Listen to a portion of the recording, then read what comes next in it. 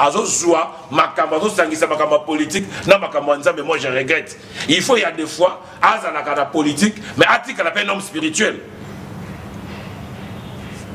Nayoka na noté, piste nini ya solution. Pendant que moi je parle, na lobby en na wate, est-ce que vous avez dit que non, maman ça les a en. Est-ce que vous avez déplacé mon anga vis-à-vis naïe? Mais bango baza na pouvoir.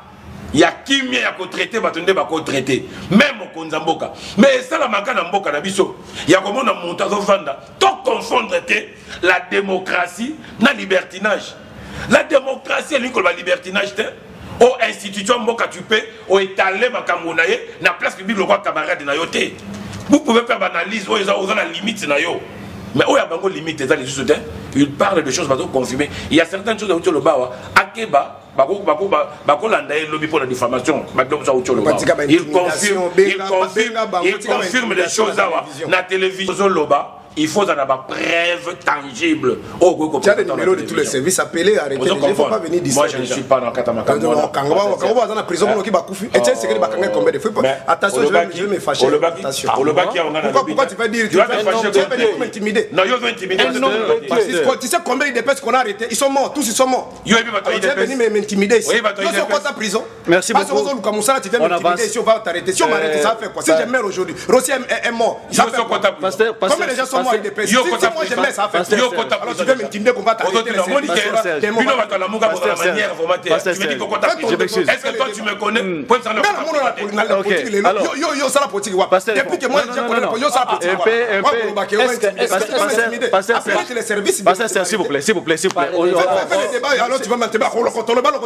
s'il vous plaît, s'il vous plaît, s'il vous plaît. S'il vous plaît. Je te donne mon numéro, mon adresse. Pasteur Yvon, vous avez la parole. On avance. Pasteur Serge. Combien de gens qu'on a arrêté l'IDP? Tous sont morts. Non.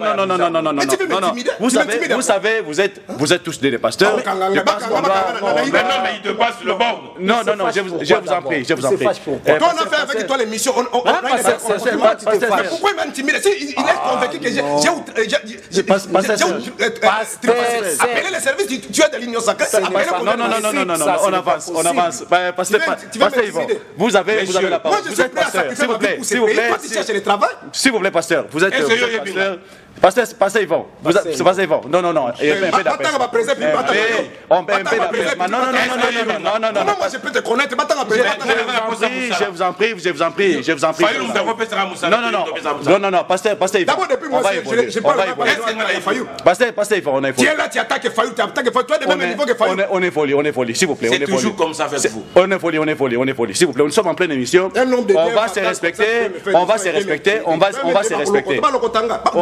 On va se respecter. Qu'est-ce que toi tu vas gagner? Pasteur Serge, s'il vous plaît. Attends, tu vas gagner. Pasteur Serge, s'il vous plaît.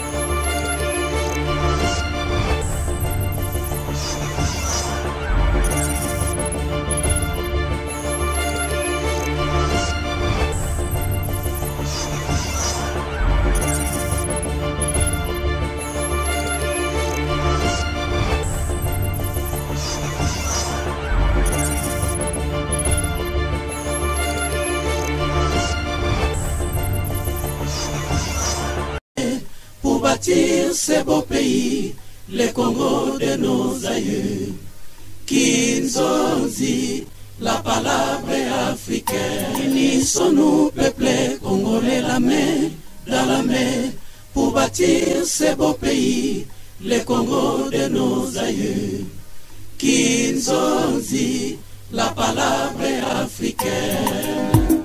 Modernisons le Kinzonzi et l'intégrer dans les institutions de la République démocratique du Congo. pour en faire un monde juste. D'abord, bonjour. Bonjour. Vous allez bien, je pense. Je vais bien par la grâce de Dieu. L'AVC. Je profite de l'occasion de saluer aussi mes co-débatteurs. L'AVC se porte en merveille, sans problème. Merci beaucoup. Président Jean-Cy Matadi. Bonjour, bonjour, monsieur l'ambassadeur. L'INC. À merveille. À merveille, il n'y a rien à craindre à l'UNC. Il semblerait que le Vital Kamerhe devait sortir cette semaine, il semblerait. Bon, le dossier de Vital Kamerhe, nous attendons que la justice fasse son travail. Hein. Nous ne voulons pas la justice à double vitesse dans le pays. Et c'est la justice d'ailleurs. La Bible, quoi? On dit même dans la Bible que la justice élève une nation. Donc le dossier de Vital Kamerhe, tout le monde sait que le dossier est tellement vide et nous attendons que la justice puisse lui acquitter. Merci. Pasteur Serge, bonjour. Bonjour, monsieur le journaliste. Vous allez bien, je pense. Merci pour l'invitation. Par la grâce de Dieu, ça va. Comme le frère a dit, c'est Dieu qui nous garde, qui nous protège. Merci. Je pense qu'on n'a pas encore eu votre opinion par rapport à la situation qui venait de se passer le lundi et à ce qui concerne les transports. Est-ce que vous avez une analyse par rapport à l'Ango pour tous qui occasion au courant de semaine pour nous rejoindre point de vue par rapport à la situation où les gars qui lundi dans la ville de Kinshasa? Bon, une situation normale dans le pays. Pour la biso boy pour na ba ndeko na biso ba kolomi tuka baza na droit na bango institution zo prévoir yango cependant pas sinde la population parce que ba secteur local ba secteur ya transport ba secteur local ya énergie ya santé eza ba secteur moko vitaux oyo l'état akoki kozwa les devant na mikili nyonso ezalaka bien sûr ba privé ba kozala alors mais l'état soka zwi les devant concurrence moko kozala nango loyal Monique Bituka à l'État ce qu'ils allaient, à Tabandeko, on a sali la grève de Bango, parce qu'on a un impact de la catastrophe. En général, partir de notre pays, les gens qui même l'économie, malgré la régime, Denis Sanga, il a dit dans notre pays, c'est-à-dire Mbongo et à l'État, les alliés Mbongo et Bapochi à battre. Je l'ai suivi chez votre confrère Israël Mutombo, mais pour l'investissement, ils ont des FMI, Banque mondiale, toi, Bad Dakotin. Alors, ce qui est esprit à comprendre que la République c'est un bien commun, Mbongo est à la capone, Bapochi na Batote, ils ont na Bola Mouamboka, même place au monde, Bazope, ça va débuter, Mbongo, ceux qui va mis tout calme, dans salle en route, il y a un besoin très urgent, c'est-à-dire, tu as mis tout calme, ils ont le coup là-bas, arme. Mon ba DCC tu as ceux qui attaquent quand ils font ma casse au bout mais dans le 21e siècle. Donc, jusqu'à preuve du contraire, pour nous, nous avons résolu parce que la décision précaire au ministre, vice-ministre, vice-premier ministre intérieur à Zouana et qu'on trouvait dans une solution pour la nini. C'est parce que même les même les l'ouvrage mondial, les agents publics et à l'État. C'est-à-dire que l'État, tant que tu es à la Moussala, l'administration, il faut que tu aies des conditions pour le transport, pour que tu aies en charge. Mais le rôle de l'État, c'est que tu aies un numéro matriculé, tu aies un balabala, c'est-à-dire que tu aies débrouillé. Dès que tu as fait un régime, tu as dit que la population de Bilanga est basoda.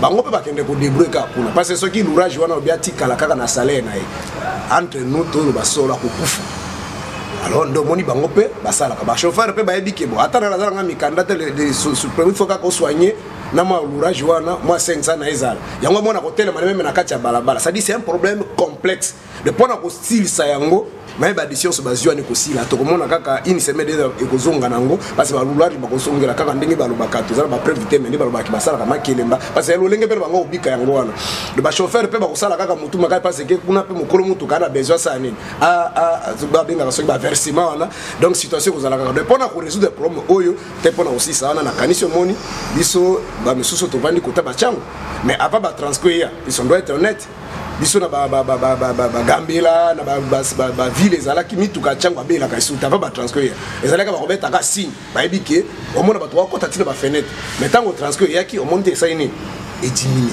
donc il y a une question qui concurrence moko loyale et l'état disposer ba moyen de transport et pour disposer de moyen de transport faut tambola des pères na banzela pour banzela pe za pété alors biloko na so que salemi et ko sala ki ma biloko e ba DCC ti oyo ida monsieur ko limo yango moko soit mais ba prendre ba bakisaka na tongo quitte ville autant comme 12 heures autant n'a pas comme autant c'est ça.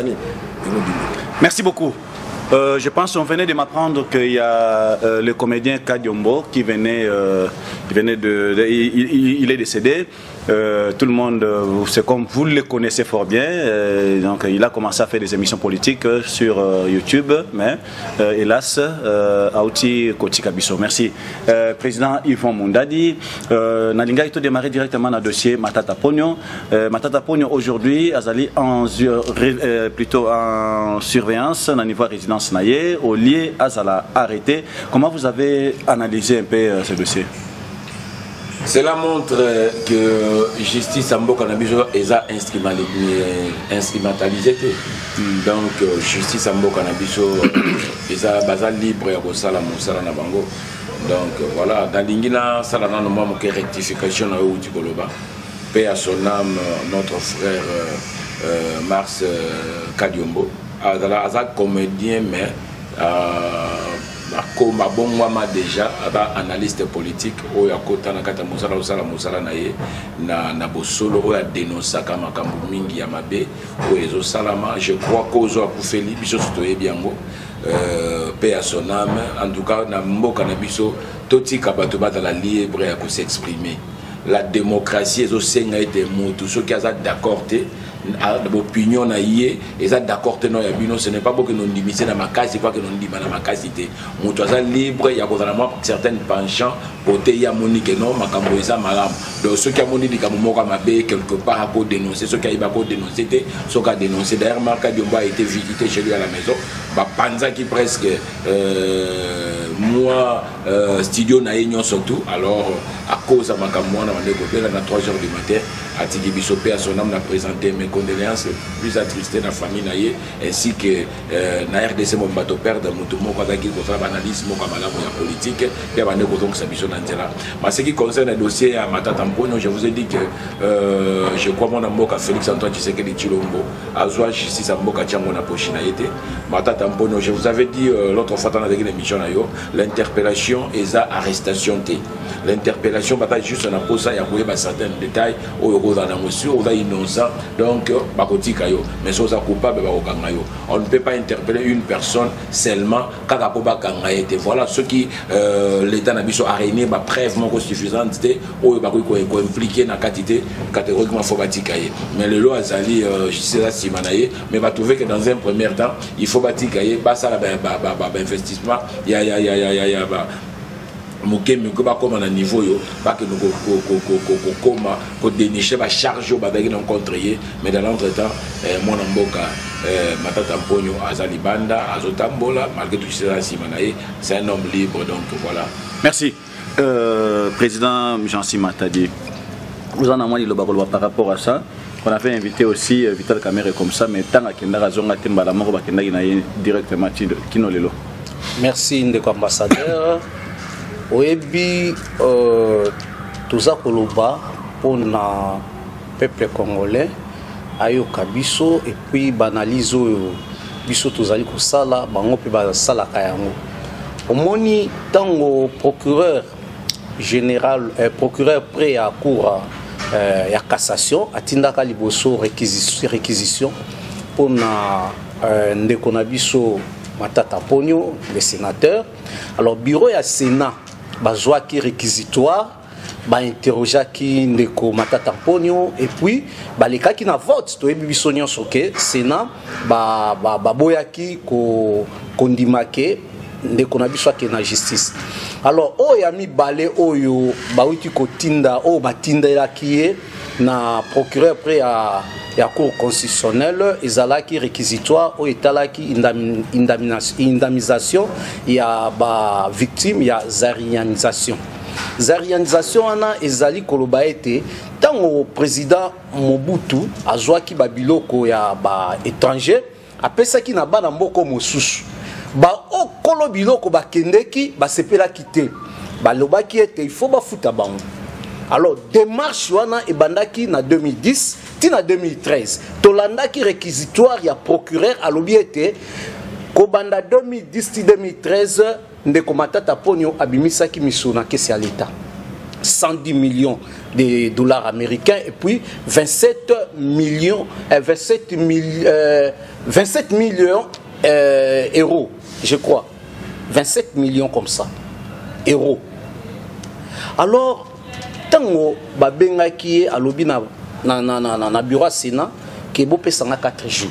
Bisson Soutolanda qui était. Non, il a 4 jours, il a 10 jours, mon frère. Pour répondre dans 4 jours. Donc, il est venu, à lobby était, à Zala qui n'a moyen à cause de maté, même dans le ministère des Finances, même dans DGDP, donc Direction Générale de Dette Publique.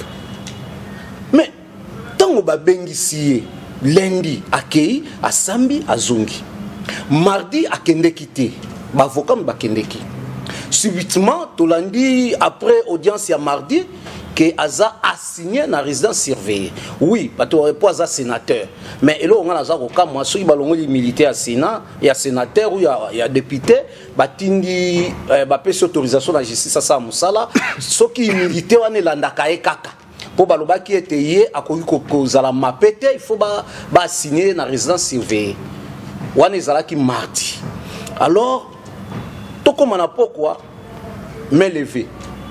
Procureur a lobby que bamoni indice sérieux ya culpabilité ou bako condamné to bako mapé ndeko matata ponyo. Donc batiki aza libre na tout mouvement. Aza libre na tout mouvement. C'est ce qu'on est en train de dire. Merci. Donc aujourd'hui, M. Matata Ponyo peut aller à l'aéroport, il prend son avion, il part. Il est libre de tout mouvement. Yango toza kotala lolenge ya justice ozo sa musala na banza bato bazolanda baebi lolenge ni justice au sa musala. Merci. Merci beaucoup. On va revenir au président. Et la justice a 2 poids 2 mesures. C'est ça ce que vous êtes en train de dire. C'est le président de la République qui avait dit le 1er juillet. Non. Mais le 1er juillet.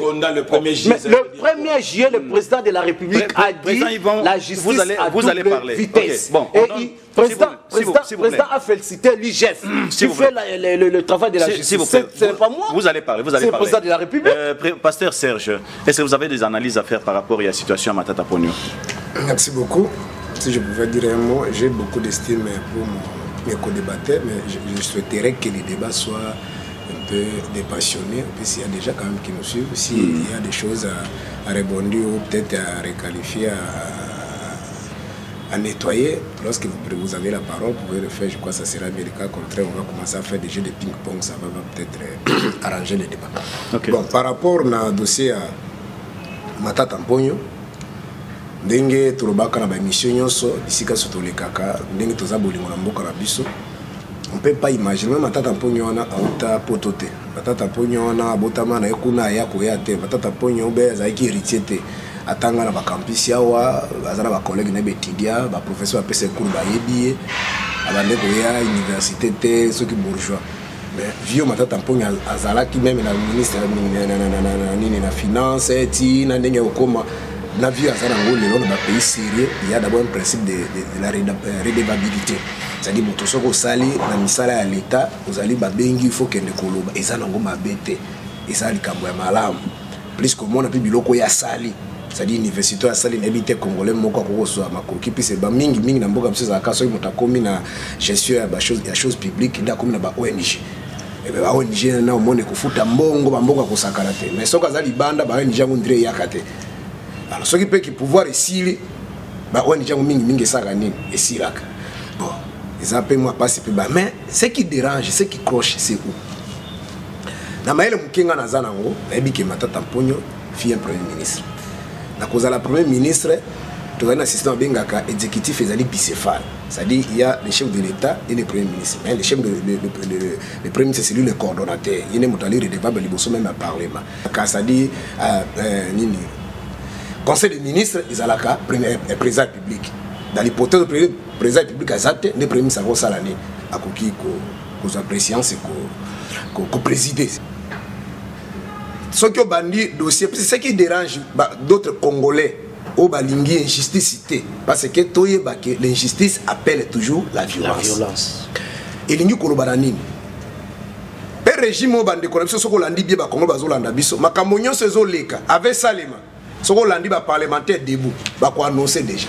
liboso ngala bandozo bango ndire mo biloko moko ba osalaka ya kola ya maboki ya kosekisa mais après moment donné na ay politique na komi komona ke o bango balobaka yango de saka ni même le dossier ata ndiko camera peut-être za si na bisote komona ese bandaki mo yibia ti abo bat bazo ti e koma ke sike koma kiwa ya yepe même un jour oyo Sénat baboya ki kosala nini ko lever ba immunité na ye soko landi bat bande konangano komona bazo kena na vacances biro ko kwesa ye papa baati eloko yo sali eza haute trahison atia que na pour intérêt mokonzi donc vous avez ça dit ça sonne dans tous les côtés alors na éviter ce qui makambo ba tonga sala ka ce qui pèse la ki mabe mais ba autorité na banga parti ba pekisaka bango to même ba autorité militaire ou policier ba interpeller bango mais ils sont là libres à kosala. Alors ce qui dérange c'est quoi? Ça dit makambo bango ba lobaki wana yango ndezo sani apparemment ezo kusema. Ça dit esengo ba kongolinga ke zalani. Ba bengi na le comité de gestion. Na dossier le quoi par exemple matata mponi. Ba bengi comité de gestion, ba sali bango lokola poto ebi ke régime wana moya ko épargner bango ezalité. Bango ndeko ko IDPS régime actuel ndé sepeli ko laver bango ko crédibiliser bango parce que dans des pays sérieux un dictateur lorsqu'il quitte le pouvoir ezala na ba élection ezala na soulèvement na mécanisme ça ko kima akotika pouvoir jamais comme na famille na ye ni ye moko ba entreprise nezo fonctionner jamais comme na ba ndekona na kata ba institution par exemple les belé na cause ta Burkina Faso et ce qui va famille ya Blaise Compaoré baza ko ba sala ka misala na Libye oyoki et pas Mugabe oyoki ça dit ce qu'on en démocratie un dictateur a tiki pouvoir milela ba entreprise ali Congolais zola nanga yeba ki azali wana parce que Léopold de dirigeant Congo atikala konyata ma colonel na Congo teti akufa alors na kangi parenthèse wana maintenant pas ces ça dit bango baza ba tutoko ko dédouaner bango te basali mabebele mais bo sala makambo wana proprement et lingo ba ki bobane na comité de gestion pour bango de batu bande ko gérer bukangalo zaki na comité de gestion tango boko sisa comité de gestion biso mbongo tozwaki autant ba ba côté na pouvoir c'est habité mbongo bimaki na ba donner toza na ngona ministère finance na budget zaki autant comité de gestion le bien autant c'est-à-dire ça croche et lingo lo ba ba matele pas ministre titel oyo azaki ko s'occuper na makambo wana soit ya Girkiti et les autres ba tout ni pe bango te biso tozwaki autant ti ba ko pas prémisse ti ba ko atteindre na firme wana ya ba sud-africain signé qui contrat au moins que procès à modèle wana so que bimika ibaki autant de millions congolais moko ko za la GNT le bo za la ndokyo bo ya makamba bongo. Mais ce qui dérange, c'est la dossier de Kokamel. Ce qui dérange, c'est quoi? Puis c'est Ngane Nazab Natem Makanaché. Malgré qu'il y a un débat politique. Je ne peux pas dire que Kamer n'a pas boufflé l'argent dans cette histoire. Mais ce que nous condamnons, et injustice n'a procédure et salemi. Parce que Mongo et Bimaki au-delà de 4 quelques millions pour la Makamba 100 jours. Mais bon, quand il y a un mouton pour 57 millions. Bon, le reste, tant que 100 jours, mais il y a 3 mois. Mais qui n'a pas mis ça à Moussou Salema? Bisca Moussou mis ça à Moussou dans le Salemité. Bon, on va toi, Bazawa. Mais ce qui est qu'on a Moussou dans la prison pour l'étiquette de la caméra. Alors, tu es dit que la démarche politique, peut-être Bako glacier, oh, c'est pas glacier, et Nicolas Baké, à perdre la immunité. C'est-à-dire que c'est une année à quoi ça la cage au milieu de Canada c'est-à-dire que moi qui on a des marches à qui bon au sommet ande si ka tozo boya alors pour na kosu qui sana likambo na yo le soki ba kenda ki na dimension wana ba kongo mais pas ces autres là qui ces années le ko la ndeko na déjà na bisika moso sa lobaki ke ya ko za la candidat président de la République ndenge to bi na ba pays nyonso Afrique ndenge ezalaka outi ko mona ngomeme na Côte d'Ivoire ndenge moni nani Ouattara a sortissé même l'âge au mona pas Museveni a sortissé l'âge. On se comprend. L'âge va quitter ça. Ça dit va créer une histoire en Afrique. Bon, on a qui Kabila. Avant Makababe, Manaba Katoum. Ça dit va toi au monde dans sens one. Pourquoi pour Hollande la kaka mata tamponyo? Yemoga muta misaki mbongo. Ministre Abidja zate, ministre finance zate. Makamoyoso yemoga muta kende osala misala bilanga. Oh na misala na mayele muke na zango na démission na tangaki. Mbongo à l'état frère ezaka chaîne. Ça dit ezana place où muta pesa ka décision. D'abord, il faut exécuter. Ce qui détruit Salemi, il faut chaîne de responsabilité. Donc, loin de moi l'idée de dire que ma tata n'a pas volé, mais ma cambe Salemi n'a ndengi ya bolamu, n'a ndengi ya bosembo, mais ils ont la tête à procès politique en Afrique, et c'est ce qui fait que les pays, ils ont sima, yango tiko quand même ambassadeur des États-Unis d'Amérique, à Otiko Lobalobi, habille les firmes américaines ou les entreprises américaines, et que vous avez investi dans le Congo, c'est parce qu'il y a de la corruption. Merci. Torobanda Rosalempé, moi bref, poto, je moi temps aussi ça va sujet na bisonyonso. Président Yvon Munda. Serge Mamokessima. Je vous rappelle, hein, c'est pasteur, il est aussi pasteur, hein, pasteur Yvon. Donc dossier balandeli matata mponyo za dossier Bukangalonzo na noté. Eza dossier mosusu parce que jusque là dossier Bukangalonzo nano va fungoli yango te. Eza dossier mosusu je crois mwana mboka Chancy Matadi Awuti Koloba yango. Eza dossier Bukangalonzo te. Eza dossier mosusu premièrement. Deuxièmement, je crois que mboka na biso nous devons comprendre une chose. Régime na régime ya kana makambo na yango. Lelo yo tozotala exemple moko ya moke de concert sokotali lelo Afrique du Sud et cause on a détruit à cause ya moi erreur moko ya moke. Lelo yo tozofana betando ke biso mona ke no pillage lelo yo biloko soza pillé par rapport ya arrestation brutale ya Ndeko Zuma. On ne dit pas que non Ndeko Zuma aza innocent na kata makambo wana, mais la façon dont le gouvernement va procéder à Kinango et à qui logo là par compte à rendre moko. Vous devez comprendre aussi politique ya mwana mboka Félix Antoine Tshisekedi Tshilombo. Lelo likambo kendaka malembe moi moke ba meka moi ko alléger moi tâche moke parce que dossier ba kangela vital caméra et ça dossier vous na ba kota na makama sans jourté et ce dossier na kalami qui te ko funga ba lisusu donc et là ba mbongo ebele oyebima isaka pe musala mon côté régime oyo isaka ka ndenga mona régime akala bazo joua po mutalinga comme président de la République to mutalinga sa boyango ba okanga été toyebi biso nyonso to mboka na biso ndenge ezalaki premièrement poche d'abord, famille d'abord, mais pour ça il a l'état congolais. Moi je mérite que Nakata plateau tout ça va débat mon oh parlons Congo. Total à Congo à lobby. Total à Congo à lobby. Biso lelo, nzamba pesi bona na mayele. Total à Congo lobby. Lelo tozolo ba oh tozolo ba lelo yo. Bandeko soki ba jui ba comme ba politicien ba hôtel la ba ONG ba ba ngawinene. Mais biso pe lobby tant toko yana bisika na bango. Qu'est-ce que nous devons apporter? Et là on dit to ça. Voilà le débat on a dit. Comme vous parlez de Congo de demain, entamons directement les dossiers de Tchani. Vous êtes de l'Union sacrée, de même avec Tchani. Mais vous êtes contre loi Tchani par rapport à quoi? Ni nous ont condamnés par rapport à loi. Mais oui, puis loi ya Tchani, là je parle dans le bâtiment que non ya AVC. Non, pour Nanga, il y a une importance de mon côté. Alors que ceux qui ont la constitution ya Mboka na biso et prévoyait déjà beaucoup de choses. Je ne dis pas que loi ya Tchani est amabé. Mais je dis que dans le moment où tu es au pays est déchiré, où tu es lukato sangana to mona moya ko tombola mboka na biso, ko lukasu division kati na biso et c'est le komoko ya malamu mingité. Et c'est le komoko malamu mingité. Donc moi je ne suis pas pour loi ya Tchani. Donc tozonga na constitution ya mboka na biso. Moi je ne veux pas certains députés parce que qui populisme lelo. On a comme on a mis loi on a pour la litambo tel. Mais nous devons plus comprendre une chose. Mboka na biso tambola ndengini ba préoccupation mboka na biso nini.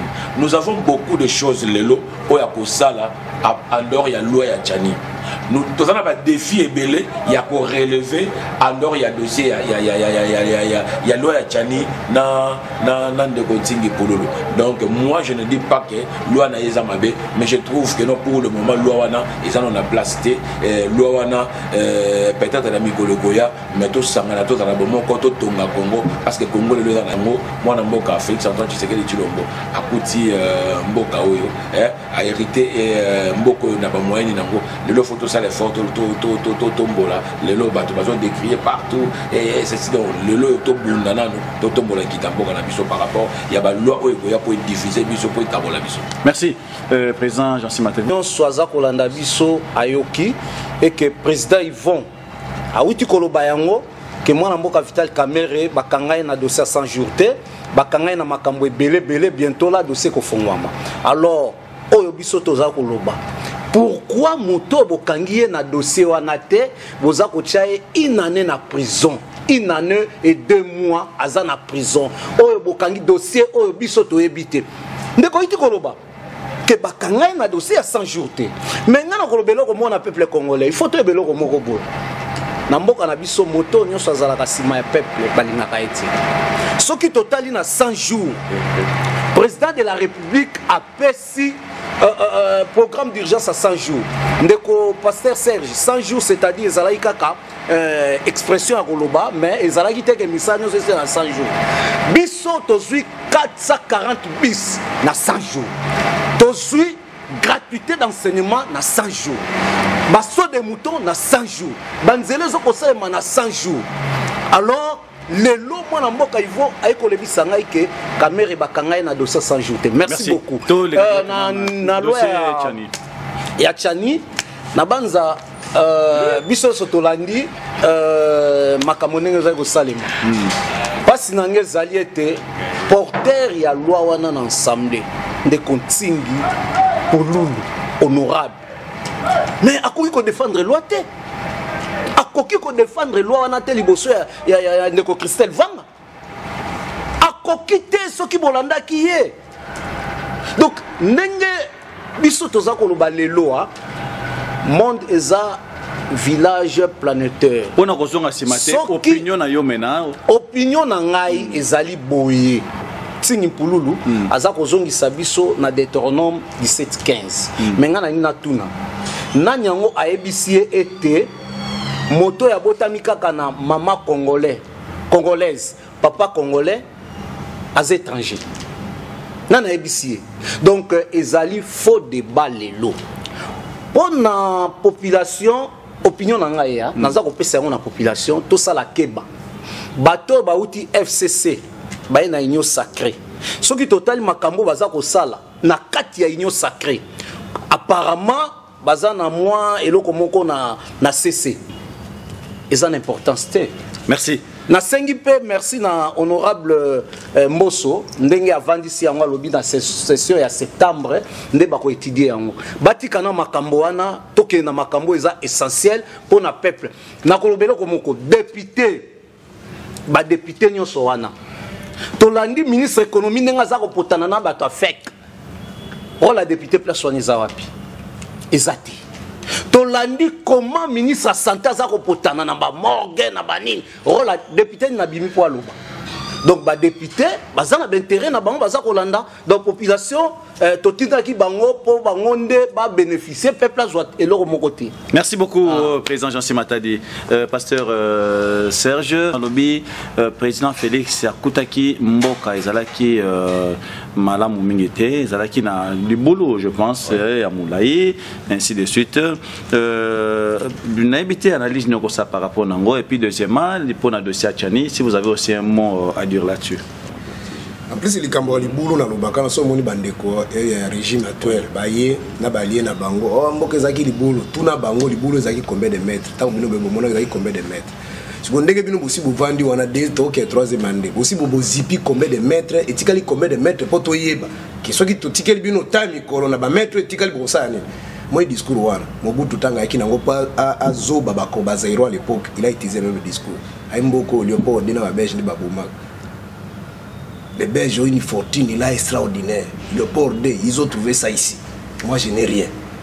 Preuve à l'appui. Alors, pour accomplir sa stratégie, na la dictature, au bout de quoi retour à l'authenticité. Tous les gens qui sont à Koko. On a un combo, on a fait ça, on a Mindela, Yangonde, Zosala, qui sont développés. On a ciblé Maloula. Il a créé des biloko nyoma soit des églises de noirs, ba prima kuria, ba biloko na tout pire ba kimbangisme tout ça pour na déstabiliser Maloula pour déstabiliser l'église catholique. Oh il avait d'autres visées pour na imposer dictature parce que sociologiquement par là, Mobutu n'avait pas l'ancrage ici. Ba 65 ti ba 70 za ba majorité ba Congo na ba luba bazaraki. Il faut maintenant mettre des stratégies et alors il faut le baquer du boulot ya kutaki ba belge. Mais économie ba belge batikaki. Ba tout ba dit qu'ils ont même un peu d'égalité na ba Canada, ba Corée, ba pays de c'est quoi 32 ans ça là. Kabila petango baye au père toti kapasi ka umela ki na été ongai magentinga zo babiki azali modèle nga moi je l'appelle un traître parce que moto ayé na mboka oyo ayebisi bidoke bato nyonso bayao bazo tuna même na ba chaîne ba paya abi Mobutu qui t'a fait roi dans ce pays. Ce sont des Zaïrois qui ont pris le courage. Si mamie colonel ça c'est un combat d'aventure qui ba étranger maintenant na nommé ba mais biloko anting bazolo ba James Kabaré, comment il chef de Tamazo, Kagal a signé qui ordonnance, vous comprenez? Mais c'est un traître. Alors, nous avons dit que pays de pays. Nous avons cadre de la partie politique. Nous avons pris le jour d'indépendance. Nous avons dit que nous avons tiré même guerre. Nous avons dit que nous avons dit que nous avons tourné nous avons dit que nous avons Mobutu qui a détruit. Si Joseph Kabila, Kabila ne m'a pas détruit. Alors, na rafraîchi muke mémoire de côté on a zolo ba au lobby peut-être zolo na dossier de Kangalon zoté non j'avais donné juste un seul exemple. Ozo bali kamata ya nani ya caméra ba dossier ZDL. Effectivement, même à tant pognon na ba dossier ZDL. On se comprend. On est avec moko ça dit ba zolo dans le monde simbi tout ça. Tant des actes frères c'est une distraction. Et ça va distraction. Et c'est la période à Kabila. Les seuls premiers ministres Zaka Mouzi Matata Pogno. Papa, c'est papa ya Kizenga. Ata $1 ebungate. Seria Muzito. Ata $2 ebungate. Seria Badibanga. Natibala. Ata 1000 francs ebungate. Donc, ndé nazo confirmer biloko wana que ceux qui montrent l'ambition au créer. Ça dit le reste est là. Bazala mona promettre. Donc, ndé na pesa quelques exemples pour na que je voulais parler dans ma deuxième dossier. Ça dit tout ça c'est la même chose. Alors, ndé kolobi que nous sommes dans la continuité. On même Kambo ceux qui chadar ndazalaki. Tout comme on a besoin normal. Pour le exemple nyos, boko mituka Kabila pas pesa kat. Ceux qui nini Kabila pas sala kat. Ah na uto la nambata. Quelqu'un que j'avais beaucoup d'estime et de considération. Obando ça même émission na collègue Nabino Peter Chan. Abi je suis prêt à mourir. Et ça m'a kambaseli to monde papa Chan zaki na 2011. Bato batamboli po na ko dépolitiser yango. Sévère central. Mais le habiter il faut il faut ezalaka ndenge ezali wana bakoki ko dépolitiser yango te ba politique faut bazala kuna. Donc un discours ya continuité à système à Kabila et yango na zolo babi que soit to senga ta pardon ba Rossi ba kufi na bango pamba pourquoi on a chassé Kabila au pouvoir mais pour dire que nous sommes dans la continuité mais calculer un peu minute c'est comme si problème ezali tendeko ba individu Congo ba mo pepeta Congo ça doit parler si les individus ba on ba za ba animateur. Mon frère, nous avons une élection qui est 0,00. Oui, non, on va voir ça. Toti kalakana ba résultat qu'on a une machine à voter. Le deuxième Martin Fayou, Bangona Félix Baza presque 14 millions de voix. Mais incapable de résultat, incapable de résultat, ça c'est un député. Combien de propositions, combien de projets, idées au Martin Fayou a une qui a moko eleki. Ça c'est monde entier ce que zolo belai. Obi avaba longola ba bemba na nini na course na ba katumba. Il y avait toujours des gens. Dans pour la première fois, on a vu un maître avocat. Avocat, il y a un CPI. À l'équipe de la télévision. Il y a un corrompre. Parce qu'il préparait déjà. Et là, on a une sibonation. Corruption, c'est pour la bango sibonation. Donc, on dit qui va mettre. Ceux qui va connaître dans la salle. On se comprend. Ça dit que la politique va ballon d'essai. Parce que dans la démarche, il y a proposition d'une loi. Il y a toujours la forme et le fond. Na kata forme, ce n'est pas mauvais. Congolais na eza lokolo na loi lobby, toboyi moyibi eza na Congo. Est-ce que mutako aloba que loi neza mabe? Apparemment vous n'êtes pas le président. Vous allez parler. Vous allez parler. C'est comme si nous on ne parle pas. Vous allez parler. Vous a donné non, vous allez parler. Vous allez parler. Vous allez il termine. Personne qui a la matière, on n'a pas de matière. Vous terminez. Vous abîmez l'émission maintenant. Non, vous terminez. Vous terminez.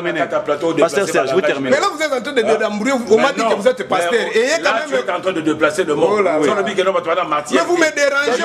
Nous sommes à la télévision. On peut continuer. On peut continuer. Il faut retirer Yango. Dans la matière, tu es dans la matière. Attendez, vous allez développer. Non. Vous chitez. Pasteur Serge, vous chitez. Vous subissez maintenant l'impression. Un peu d'apaisement, pasteur. Non, la télé. Non, vous n'avez pas de matière. Mais vous êtes en train de faire vous allez parler. Quelle matière il y a de présence? Vous allez corriger si je suis en train de prononcer des il ne faut pas utiliser de tels mots. Président Yvon, vous allez parler. Vous avez quand même des fruits de l'esprit, non? Mais quand vous utilisez le mot pareil devant les gens, mais vous devez retirer ça. Vous allez parler. Moi, je ne peux pas le faire devant les gens. Je vous en prie, président, vous allez parler. Vous chitez. La manière dont je dis vous n'avez pas la matière, c'est pas dire que vous n'êtes pas intelligent. C'est-à-dire peut-être Makamboko Lobana, si je suis là, c'est pas une ingénierie. Vous chitez, pasteur. Toya qui a été pour moi sur la TV, toi qui pour Congolais, bana besoin d'aller édifier le Makambo Tozolo. Et ça, pour le bisi Moutoni, mais t'as tiki, hop, non, ça tourte. Il faut que le Makambo, bana besoin de comprendre. Vous chitez, on avance. Parce que comme le Makambo, le Congo est divisé. Il y a un Tozolo qui s'abat la démarche politique. C'est lui qui vous parle en dehors de la pasteur, la salimboula la mitane au la politique. C'est-à-dire, j'essaie la démarche politique. Mon dossier, et ça, c'est une démarche politique. On appelle ça en politique ballon d'essai. Parce que Moutouana, Azani,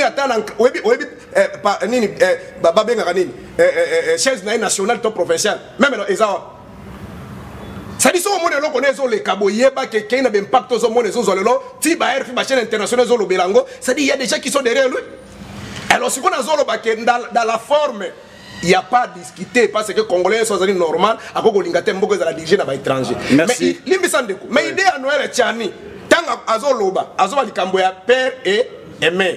Mais ce qu'on a dit dans fond il y a débat. Bandeko dans le régime actuel et ne parle pas de ça. On a même un top congolais des bébés au Salem. Bon, il y a des diriger dans l'étranger. Est-ce que des bébés allaient diriger dans l'étranger ou diriger dans mon papa, ton maman? Est-ce que mon maman, par exemple, un journaliste dans la famille, j'ai une soeur.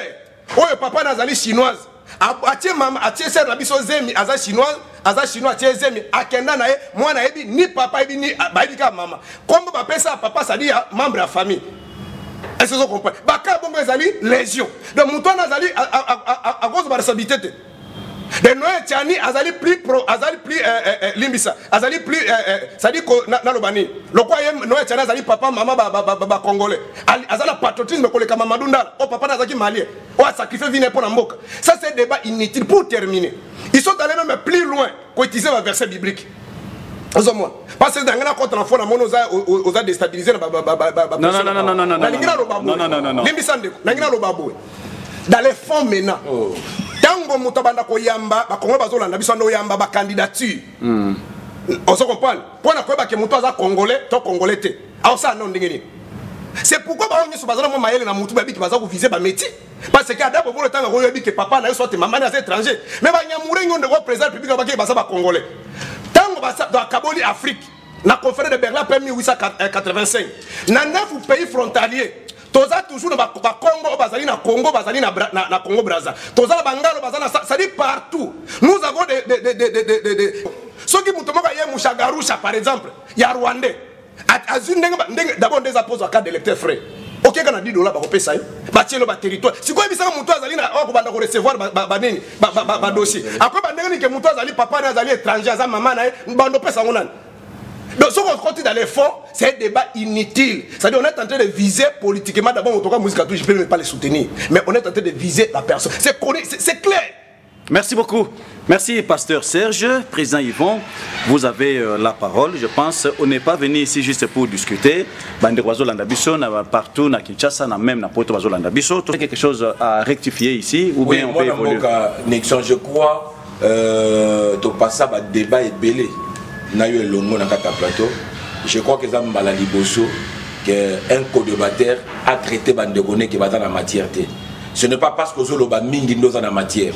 Et ce n'est pas parce que vous avez Nangambu, ya Batumoko, Loka, Martin, Feu, le 16e, dans la matière. Donc, je ne sais même pas ceux qui basent dans les sommes de Sabato. Nous sommes venus qui parlons Congo. Quelles sont des idées et des mécanismes que nous devons mettre en place pour le Congo émerger? Ce n'est pas pour ça là débat focalisé sur un individu ou régime moko. Tout ce qu'on il faut pas mettre la IDPS maboko. Je ne suis pas de l'IDPS, mais je suis de l'Union sacrée. Il faut pas mettre la IDPS maboko. Pour l'IDPS, n'est pas la liberté à côté makoloba.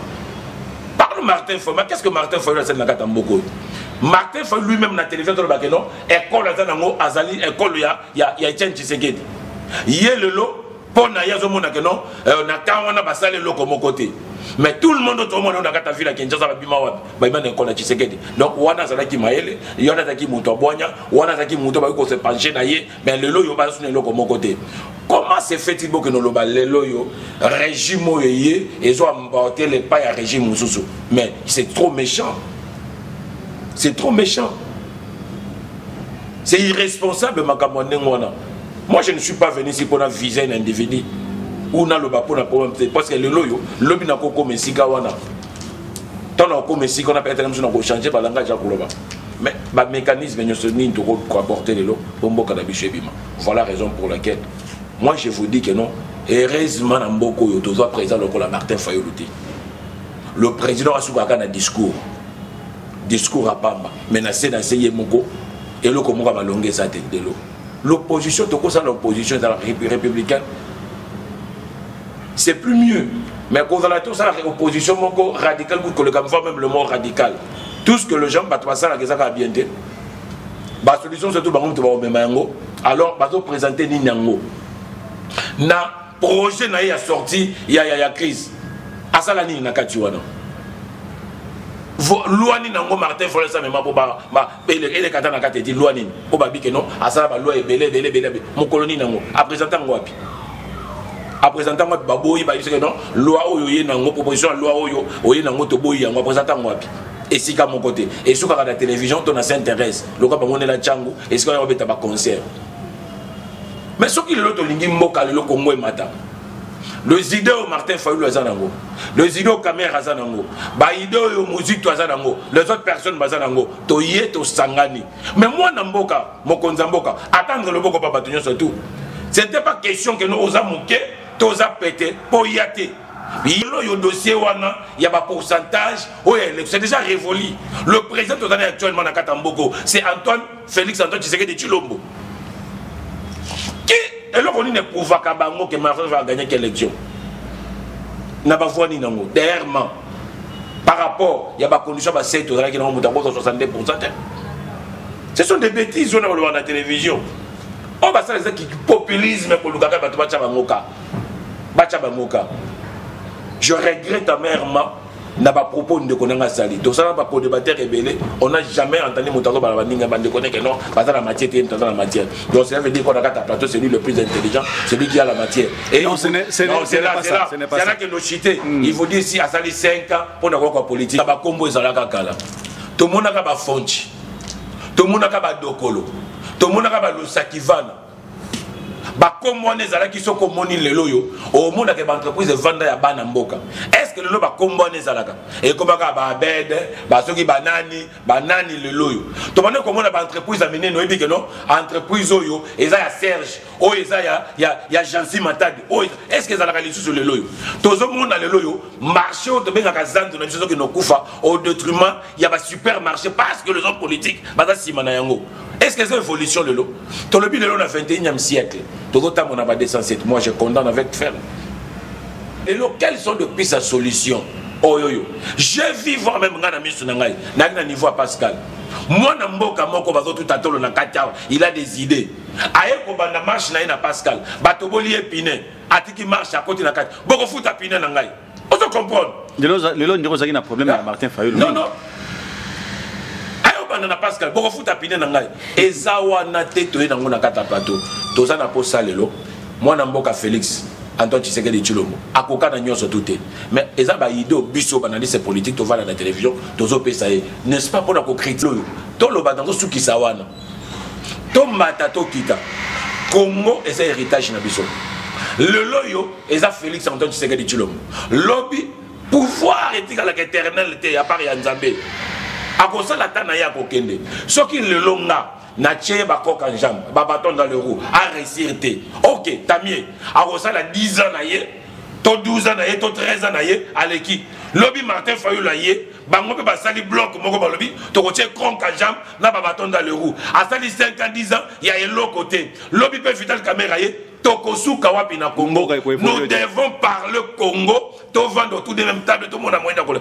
Banguna bazoko tapona biloko ba passer Serge ba osala ya division. Ya omona ke bango ba yebi ba leki baninga. Ozana ba idée yaka na pembe na baninga. To éviter que moi na mboka Félix ada parfait. Ada soutien na biso vis-à-vis na totalisé que nzelo ezala kabala mingité. Merci. Merci beaucoup président Yvon. Alors président Jansi Matadi pour que Tobi Mboka na crise. Oyebi ndeko ambassadeur musute nanya Rolanda te oyo biso toza koloba lelo awa ezali mwa ba analyse toza kosala mais peuple oyo aza kolanda ngai na yo oyebi boni aza ko vivre lolenge kani peuple wana aza ko souffrir mais biso to s'attaquer na ba représentant na biso na Assemblée nationale na zongeli yango tozo bunda makambo fake na ministère économie député moko azoloba te toza ko bunda makambo ya ba hôpitaux COVID-19 député moko azoloba te oyebi ngesa ninga pasi na tonga lelo koyoka ete toza na besoin ya 1,5 milliard ya Banque mondiale Fonds monétaire international là pour appeler ça biso alors ba obligé ki biso ba pesa mo ba condition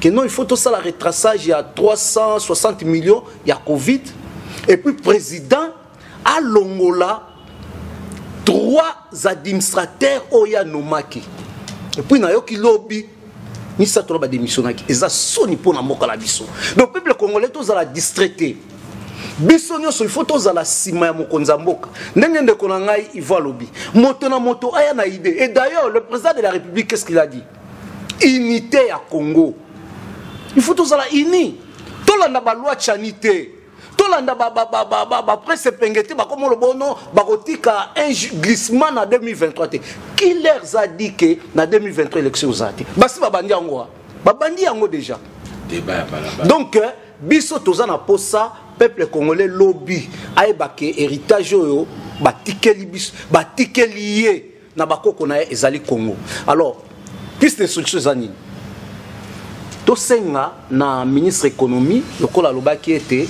azwaki ba prix to azana belema nyonso ya o etali ba produits surgelés akitisa biloko na yoki billet d'avion donc ba opérateur économique ya secteur aviation ba se mettre d'accord na gouvernement donc ba wana ekokita mais ya biloko ya kolia ekita banzela eza tozana besoin ya ba route secondaire mbongo nyonso ezo bimo foner abimisaki 73 millions po basala banzela ya Kinshasa ekei wapi kite bezo beta tolo katiki 30 millions na FPI est-ce que FPI wana akoka kokotsa 30 millions donc justice a aidé chef de l'état justice sala musala na yo biso awa toza ko senga yo sala musala na yo ndenge esengeli mais na yango na lobeki na peuple congolais fongola miso mingi bazawana bazalaki na mwa ba parti na bango na justice ya bazali mingi pe ba yewana na union sacrée ba outi na ba autorité morale na bango alors toza komona lokola baza koya na carte moko CC po ba kende ko sala bloc wana zo lobela bande ko FCC naza ko lobela bande ko FCC naza ko lobela bande tala oyebi la mukaza ba député na assemblée nationale ba jip to kozwate alobi on a télévision jip biso to kozwate po ezali corruption na landa enga moko maintenant nous na la namona proposition ya loi to projet ya loi o adon nouvemas amemi na assemblée nationale te bazali alors batwana nyonso baza kolinga ete peuple atomboka mandat ya président Félix échoué bongo bango basala bloc na bango toza na tina na yango te et puis président Félix alobi na ba député bo sursoir loi wana azo senga bino unité botika makamba koloba non biso ka topelisa moto toza koyeba bino bata FCC tingi pululu o soutenaka Joseph Kabila tina suka mais lobby ozolo bake aza nationalité douteuse biso peuple congolais tondi mayo lokuta. Merci beaucoup, président Jean-Cy Matadi. Pasteur Serge, je pense pour Nakobimisa Mboka, la crise, na yokinde ko Yvan Outikoloba lobi que bino bozana ngambu ya opposition aujourd'hui, bo apporta kata ba piste de solution te, bo zali kotinda peuple plus na division. Est-ce que vous avez un mot à dire là-dessus? Merci beaucoup. Moi, j'ai gardé mon silence. Vous avez la parole. Les Congolais, c'est que politique na Congo est en bolakabo. Moi, depuis la période de Mobutu, je suis na TV, papa Mobutu, azana ba idée malamu, azozanga ne ba conseiller, photo sungaye, basa nanze basambela pona ye. C'est comme ça. Ndio on analyse ya malamu. Siko soko ki une idée ça contraire. Siko bandiko de pesi ba na ba vocabulaire moko. Ça c'est la haine. C'est ce qu'on a NT, il faut que Félix vraiment a une vision. Tala mboka ndenge zo bonga, tala ndenge beba qui depuis ya mboka avancé. Bon, ngai na zana logique wana te. Tana lobby ki natanga ki classe ezate pona se prétendre que natanga soki université zo lekana non, na sens ki na kende ko yekola. Et grâce natanga ki natangi politique na administration. Donc un politologue azali lokola un péché péché roya te quoi kino sombika ba filo comme na fait le bois qui aux ambicité un péché a dit que avant ko bois comme nyama awande mbi c'était le makanisi ko donc dans la gestion de la chose publique il y a ce qu'on appelle les indicateurs et en face de moi je vois aucun indicateur donc na ko lo batema kamunde babo lo bakano moni bo pesa chance on ne gère pas les pays par la chance on est comme pasteur azilata tozonga na l'église dont gère le pays. Lorsque vous êtes en dehors du système, vous avez ce qu'on appelle le projet de société. Vous vendez votre projet de société. Lorsque la population accepte votre projet de société, on vous accepte, c'est-à-dire vous êtes élu, vous transformez le projet de société en programme, en temps et espace. Je ferai ça. Dans 5 ans, 40 milliards, dans 10 ans, 80 milliards. Vous avez vu François Hollande. Ceux qui vont voter en France, si on a salité, vous pouvez faire un mandat à Simate. Mais ce qu'on a dit depuis mon bout, qui n'a pas Kabir, à côté du boulot Moulay, Azamutema Mounene, Azaginde Batamala Makosungai. Oh, Mousso Andekwa Souka, Utikolobawa, Mbongozo Kende, justice Sungai. Mais il y a numéro 1, justice. L'article 69, il y a un bon fonctionnement, ou bien qu'on régule pour le bon fonctionnement de l'institution. L'ambassade suprême est allié. Commandant numéro 1, il y a force armée est allié. Dans un monde à bureau, on a des politiques qui ont mis dans le boca. Oui, ce qu'on a dit, bon, puis c'est la souka, il y a beaucoup de gens. Mais dès que tu as il faut pas bêter ta film, donc, la contre Makambo est essentiel. Avec toutes les considérations, loin de moi l'idée de dénigrer Batouché, d'ailleurs je ne peux même pas faire ça. Parce que lorsqu'on vous a posé la question, on a dit que l'idée je suis de l'Union sacrée, je ne soutiens pas ça. C'est dans le sens où on a dit que Makambo peut-être a colobé la langue belé et ça l'a quitté. Nenga ina sana matière ya koloba na Makambo wana. Des idées na zaki na ngoya ngwana. Ça n'a rien à voir na koloba na sens que na ta ko dégager idée ça. Ils vous ont compris. Donc on avance. Na lingi na lobabwe. Ce qui me fait encore mal, c'est tout Yaza Moussa Nzambe. Abia Nzambe qui n'a résolu, il fallait pas mater faire à pouvoir. N'habite tant à sa côte qui retraite ton prier. Quel est le crime que Maté Fall avait fait pour que Nzambe non li soumou un Maté Fall au cause du pouvoir. Mais toute autorité vient de Dieu. Bon, on n'a pas assez de temps. Je peux te démontrer noir si blanc que Makambo tanga kaano lubi on a Romain Pierre, ça n'a rien à voir avec Makambo. Autorité tout le monde depuis la Grèce antique qui nous a lelo pasteur Zolandanga et où t'as pas Nzambe te. Autorité bande ko tana Nzambe zaki na sacerdoce lévitique. Et sacerdoce lévitique Nzambe moka bande ko pona barwa. Tu ressens la débat na prochainement on avance. On tinga zo na ngwana Deutéronome 17. Ça n'a rien à voir. On est là qui m'a sacerdoce lévitique. Sauf qu'en Hébreu chapitre 7, c'est un homme de Dieu Yebi. Bible dit que sacerdoce a changé. Le pouvoir émane, et c'est l'émanation de la population. Et article 64, la Constitution dit que bâton moteur, botier, soka a géré ma baie, pourquoi qu'on l'ongolaye. Faut pas, faut ça la coque à jambe, ou na makambo nzambe, ou qu'on s'en sapona kwa mbrebat. Ce sont des théories que Mobutu a utilisées pour déstabiliser Malula. Que son pouvoir revenait et outaki nzambe. Oh Mobutu a saki coup de Tanzanie mutatia qui était. Vous comprenez? Donc, nazonga na makambo tozolo. Penasuka, baki suso. Dès que Félix a dit ce qui a botier bakal, bon on l'a bien beaucoup. Déjà aussi Nzambe a dit ça que matin bozoate. Ce qu'on l'a bien bozoé sous ndengene. Vraiment bototika makambo to linga mboka. Un tableau de comment mais kabou ya uti ko kotisa. Et c'est très dangereux. L'image existe. Alors bitango tozaka na Kasavubu. To soutenir ba Congo, to soutenir bango. Et combien abiso balingo soutenir bisote. Eza mutie mabe. Mais intellectuel sérieux. A dit que était segera à continuer politique na ba 64. Est-ce que Kobana 82 tu sais qu'elle a soutenu Mobutu? Est-ce que Moussa Yaki tu sais qu'elle a soutenu Joseph Fouti a couché Kabila Kopé Satan Mbote na tu sais qu'elle c'est Salema Joseph a couché dans le tête. Pardon, Etienne Tshisekedi. Donc en plus ce qu'on téléméli bango ça c'est la haine. Et qu'on coûte même intellectuel ça c'est la haine des frères. Félix Akouta Mboka na liboule. C'est là vous devez dire quoi? Macron Kouto ça makambo zo mona bato azo critiquer. On monte même un français qui ko bête mbata. Ou nous ne sautons pas. Mais on ne peut pas critiquer parce que comme moi il n'y a pas des indicateurs. Pourquoi il y a des indicateurs avant la Salika Manoel Tchani? Parce que comme bande kona biso to bunda ki komba papa bitumba oyo les gens sont morts. Na ora zalaki na makoki azalaki nango. Parce que na Genève ils ont accepté à kosangana na Kabila, ça c'est la vérité. Ça comme ça l'alliance de Kabila ba ko comme est-ce que ba comité. Ça la vérité c'est ça. Même si on va nous tuer, c'est ça la vérité. Aux assires que Bitumba peut être un coquille en goten de Félix là, Kabona Kaboun va gagner en go. Na mécanisme ni. Et vous gagnez présidence. Incapable de voter 50 députés national. Na édition matin fort na Félix. Les deux ont presque 14 millions de voix. Si on calcule mon gars 7 millions et quelques, mon gars 5 millions presque 6 millions. Les deux basés à 14 millions. Incapable de voter 150 députés. C'est lui qui a eu Chadari 3 millions de voix. Il a plus de 350 députés. Dans quelle magie? Et on demande au chef de l'État de nommer un informateur pour nous créer la majorité. Kabouya, Kaboundi, na Mouilanga, na moi, papier, mon coboy. Oh, Kabila déjà la majorité. Donc, on nomme un informateur. Est-ce que bazoa kama ndenga zo ba chef a gagné na biki bazo kama majorité modèle wana bato baza na PPD chef de témoin ya mi bangabi boko tika na parti na bino mais boko continue union sacrée union sacrée ça personnalité juridique ba continue union sacrée ndengeni vous comprenez des lignes que blocage est à niveau wana comme ils ont accepté de travailler avec d'autres monsieur Félix Kabila même dans la Bible il est pasteur Matthieu chapitre 9 verset 16 dit ceci bako ko masanga kalate bacha na mbeki ya masanga sikate bacha na mbeki ya kala bako sangse lamba kalate bacha de lamba sika ce qui me fait mal tous les mal qu'ils ont dit hier pour le régime de Kabila ils veulent imposer aux Congolais de croire ça c'est la vérité vous citez donc je cite il n'y a aucun indicateur c'est pourquoi mon secrétaire général IDPS il a dit ceci mandat 2 ans liboso to Kabola ngona Kabila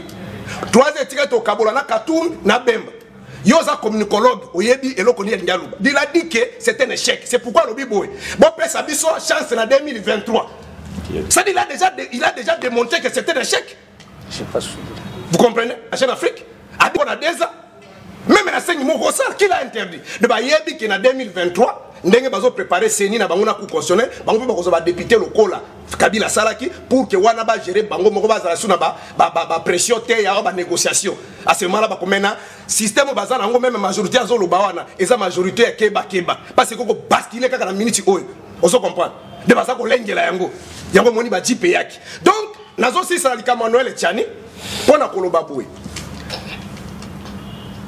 c'est un monsieur oyo akenda ki d'élection a 0,000 donc forme mais ici c'est une démarche politique ezali ke ko écarter bato mais trobi que dans les fonds et ko simbater dans quel sens parce que lelo moto bango bazo viser pe mourir katumba ko kufa na ye pona lobi boy mutu akoko zala par exemple azana bureau aza ko recevoir badani ba dépôt ba dossier bato na amoni ba lobé ba faire allusion nango te comment il saura que mutu aye oyo azali étranger papa na ye toi étranger toi maman na étranger akoy bango no nderi po aza par exemple nyamurenge aza ta musu rwandais et vous êtes conscient que là, même des sénégalais de ouest africain baza ils ont des cartes d'électeurs on se comprend si go oyo ba no nderi que mutu maman en plus un autre élément si les faux.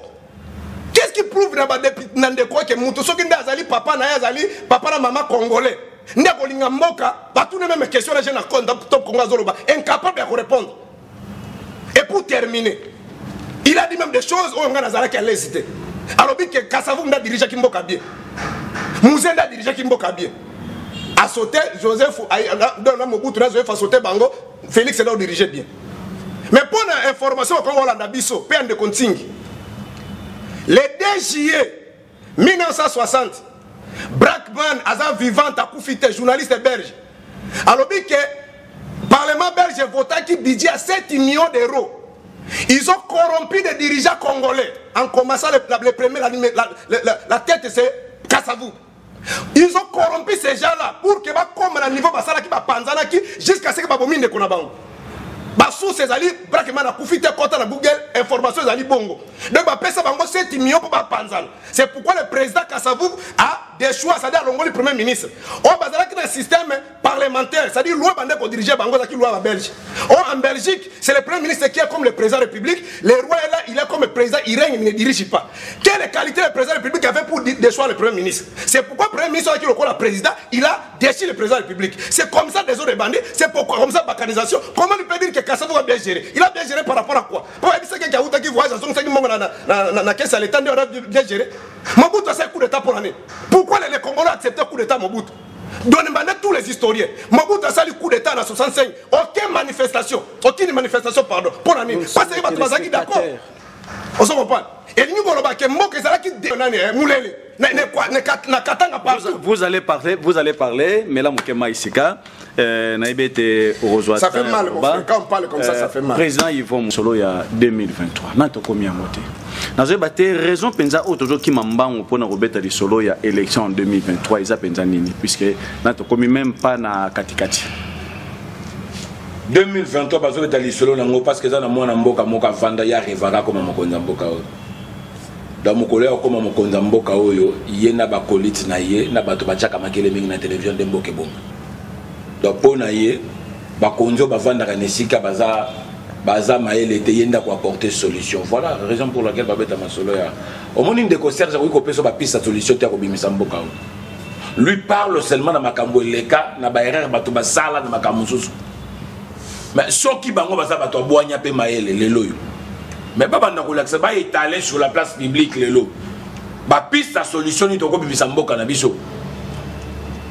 Na kati il y a pas problème motoza nango eloko mokote toujours makelele ya koloba ko bonza batela ba 60 ba nini ba bango ya la muka c'est leur façon de parler donc ngaku tu makamona ku na misana na yango maintenant yebise likambo moko soki ya bosani pour le biké yaza pasteur azonga ngape nozo c'est na kata bible et ana mboka moko te ba mitambu isaka bango moko pendant que nazolo banaye afungola bible naye na Job 28 verset 7 akomona nzamba zoloba banzela oyo atayaka même ndeke oya makasi lokola aigle amona nanu yango te même lion aflora no makolo na yete donc Dieu est capable et si ka bango bazo kanisate makamala me kosalama par analyse politique la maison je ne croyais même pas qu'un jour Félix encore comme président comprendre mais au bien pesinga pas si mingi je ne sais pas ce qui total biso sotan la bible ndenge nini na ngino mo musima moke ya koloba ete lelo ba continuer mo kota kaka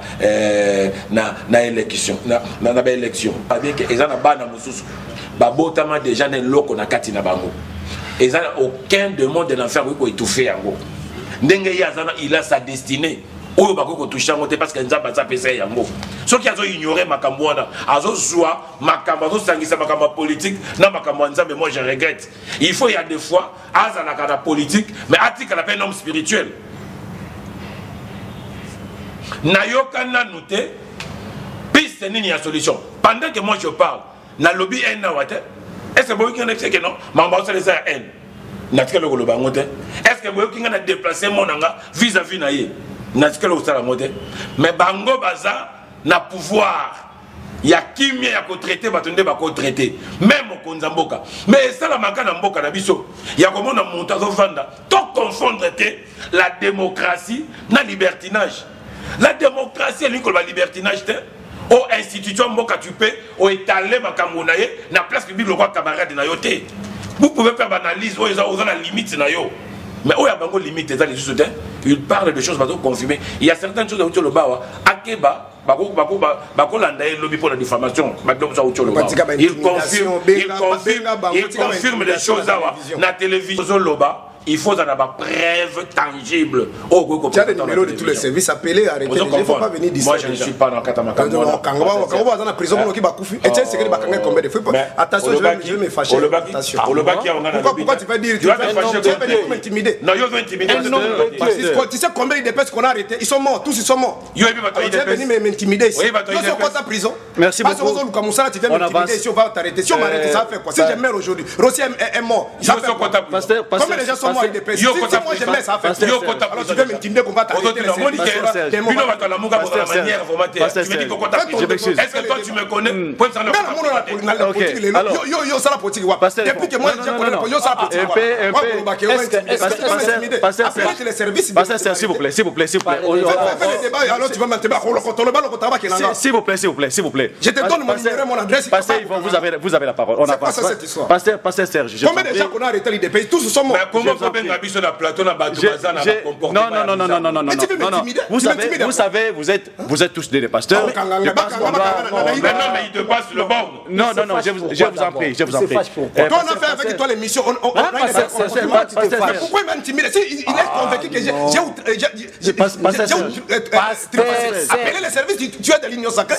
Non, on avance. Pasteur Yvon, vous avez la parole. Vous êtes pasteur, s'il vous plaît. S'il vous plaît, pasteur, vous êtes pasteur. Pasteur Yvon, c'est pas Yvon. Non. On non. Moi je peux te connaître. Je vous en prie. Non, pasteur Yvon. D'abord depuis moi je parle pas Fayou. Pasteur Yvon, on est tu es là, tu attaques Fayou, tu as le même niveau que Fayou. On est folie, s'il vous plaît. C'est toujours comme ça avec vous. On est folie, s'il vous plaît. Nous sommes en pleine émission. On va se respecter. on va se respecter. Qu'est-ce que toi tu vas gagner? Pasteur Serge, s'il vous plaît. Attends, tu vas gagner. Pasteur Serge, s'il vous plaît, vous êtes pasteur. Parce que c'est la manière de soutenir Félix. Pasteur Serge, s'il vous plaît, vous êtes. Pour bâtir ce beau pays, le Congo de nos aïeux, Kinzonzi, la palabre africaine. Unissons-nous, peuple congolais, la main dans la main, pour bâtir ce beau pays, le Congo de nos aïeux. Kinzonzi, la palabre africaine. Modernisons le Kinzonzi et l'intégrer dans les institutions de la République démocratique du Congo pour en faire un mode de gestion politique.